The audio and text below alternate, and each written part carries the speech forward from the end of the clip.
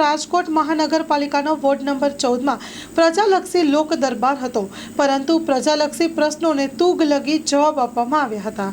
Story report by કે ચોકસી। આવો જોઈએ વિશેષ અહેવાલ।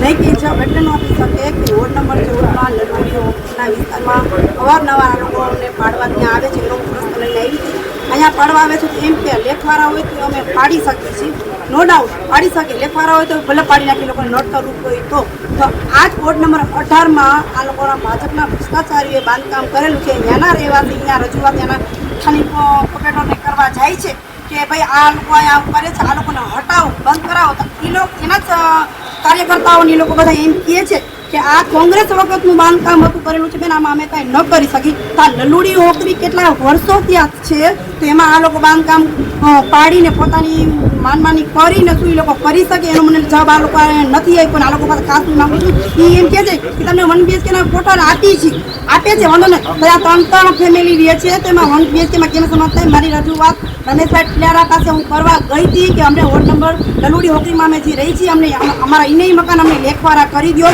તમે કયો એ તમે પૈસા કયો ભરવા તૈયાર। એ તમે જાણો જ છો બધા લોકો કે એ લોકો સાંભળવા તો કંઈ માંગતા નથી, ખાલી હા રજૂઆત તમારી અમે સાંભળી લીધી છે, બાર તમારો નંબર નહીં લખાવી દો, એટલે એ લોકો ચોપડે ચડાવી દો, મૂકી દો।